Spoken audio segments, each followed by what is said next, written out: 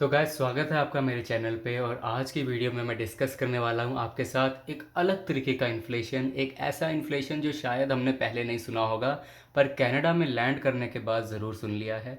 Shrinkflation. जी हाँ, shrinkflation. तो ये जो नया एक इन्फ्लेशन जो मार्केट में आया है जिसके बारे में हमने कभी पहले सुना ही नहीं है, श्रिंकफ्लेशन। तो ये श्रिंकफ्लेशन क्या है, आज की वीडियो में हम इस श्रिंकफ्लेशन के बारे में गाइस जानकारी लेंगे। तो पहले तो हम नॉर्मल बेसिक इन्फ्लेशन को समझ लेते हैं। बेसिक इन्फ्लेशन हम उसे कहते हैं जब गाइस आपकी जो हाउस होल्ड इनकम है उसमें से आपके जितने भी एक्सपेंसेस काटने के बाद जो इनकम बच जाती है उस इनकम को आपकी बाइंग पावर कहा जाता है, यानी एक नागरिक की बाइंग पावर गाइस।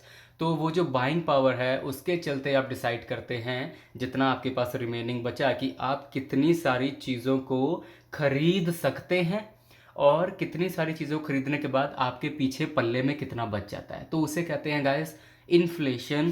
के चलते जो बाइंग पावर है वो रिड्यूस हो जाती है। आप जो महंगी महंगी चीज़ें हैं उन्हें नहीं खरीद पाते, या फिर इवन जो बेसिक सर्विसेज है, फूड और सर्विसेज है, उनको भी खर्चने से पहले आप 4 बार अपने बजट की तरफ ध्यान देते हैं कि ओ, अगर मैंने ये सर्विस इस मंथ ले ली तो मे बी ये जो सर्विस है ये मेरे ओवरऑल बजट को ख़राब कर देगी गाइस, और मेरे पल्ले में शायद उतना ना पड़े जितना मैंने गोल लगा के चला था इस महीने का।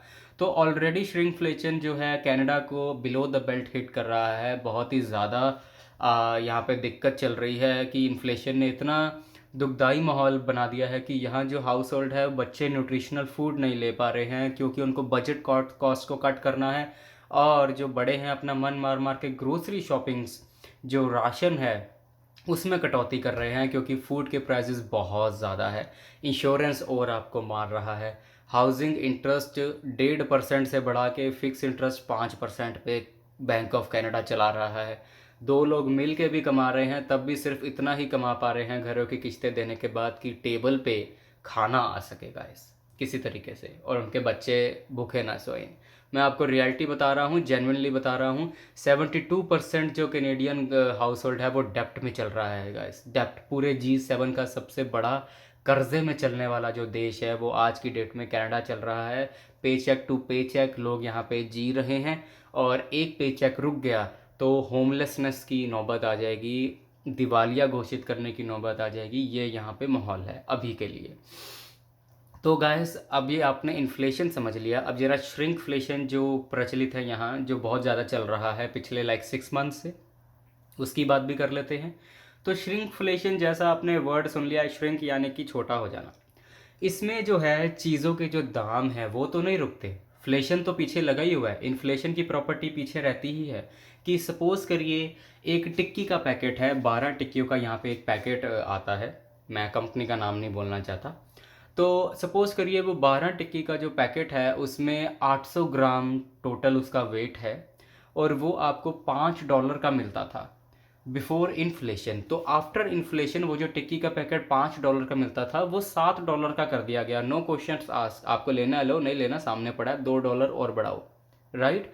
तो वो जो 120-125 रुपये का जो जंप है, यानी $2 का जो जंप लगा है, राइट, वो जो $2 का जंप है उसमें एटलीस्ट आपको वही 800 ग्राम का डब्बा, वही 12 टिक्कियों की क्वांटिटी और वही पैकिंग आपको मिल तो रही थी, चाहे $2 एक्स्ट्रा थे। पर ये जो श्रिंकफ्लेशन है ये इन्फ्लेशन से भी बुरा है।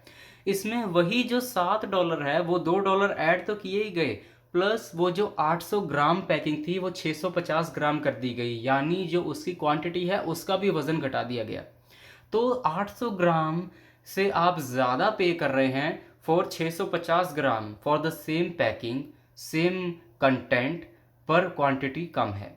तो ये कहीं यहाँ पे ट्विटर पे भी लोगों ने वॉलमार्ट में जाके, आपका जो फ्रेशको है वहाँ जाके मोबाइल पे फ़ोटोग्राफ्स क्लिक कर करके कई बार लोगों ने डाली ट्विटर पे भी, ये बताने के लिए कि आप देखिए कि श्रिंकफ्लेशन में कैसे जो खाने का सामान है उसकी पैकिंग को कम कर दिया गया है और जो प्राइजेस हैं उनको बढ़ा दिया गया है। तो ऐसा श्रिंकफ्लेशन कहीं भी, इवन थर्ड वर्ल्ड कंट्री में भी अगर आप जाएंगे तो इसे डिस्करेज किया जाता है। ये जो इन्फ्लेशन है ये नैतिक पतन की निशानी होता है। अगर अभी सरकार नहीं जागी और रिकॉग्नाइज ना करी, आई डोंट नो वाई, अगर एक आम इंसान जैसे मैं हूँ गाइस, मैं एक आम इंसान हूँ, आप ही के जैसा हूँ, जैसे आप हो वैसा मैं हूँ। अगर आज की डेट में एक आम इंसान को इतनी अवेयरनेस है कि श्रिंकफ्लेशन चल रहा है, इन्फ्लेशन से भी बुरा है, क्वांटिटी कम दे रहे हैं, प्राइजेस ज़्यादा दे रहे हैं, तो गवर्नमेंट को ऑलरेडी सब कुछ पता है। ये जो फोटोग्राफ्स क्लिक करके जो यहाँ के लोग डाल रहे हैं ट्विटर्स पे और सोशल मीडिया पे, उनमें टैग किसे किया जा रहा है? उनमें टैग गाइस गवर्नमेंट को ही किया जा रहा है। गवर्नमेंट देख रही है बट स्टिल गवर्नमेंट चुप है, मुंह में अंगूठा लेके चूस रही है। I don't know why government कुछ कर नहीं रही है। Shrinkflation is hitting very very hard to an average Canadian. और अगर श्रिंकफ्लेशन नहीं रुकता है तो जो कनाडा में एक बात होती थी कि चाहे चीज़ें महंगी देते हैं पर क्वांटिटी बहुत होती है, भर जाता है, मन भर जाता है। तो पिछले साल से लोग उस जो फ्रेज़ है, जो फेमस फ्रेज़ है कनाडा में जो बोला जाता था कि चाहे चीज़ों का जो भी दाम है क्वांटिटी ज़्यादा होती है, तो वो भी फ्रेज़ फिर लोग बोलने बंद कर देंगे कि चीज़ों का दाम ही दाम ज़्यादा है, क्वांटिटी तो अब ज़्यादा है नहीं, क्वांटिटी तो बस बेयरली टू स्टे अफ्लोट उतनी ही क्वांटिटी है। तो हर चीज़ में क्वांटिटी में कट करना is not a good sign.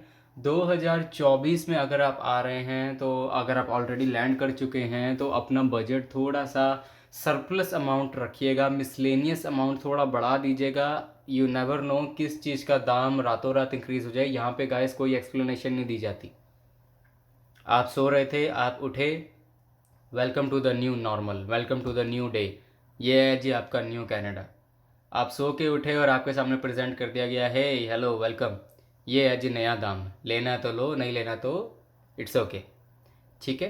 तो अभी के लिए जब तक लोग फिगर आउट नहीं कर लेते, लोगों को तो फिगर आउट नहीं करना है, सरकार को करना है। अगर सरकार फिगर आउट नहीं कर पाती है तो श्रिंकफ्लेशन से बच के रहिएगा और अपने बजट को थोड़ा और स्ट्रिक्टली, बोलने में अच्छा नहीं लगता है, कितना ही कोई स्ट्रिक्टली बजट बनाएगा, बट क्या करें, क्या करें, फिर करना पड़ता है।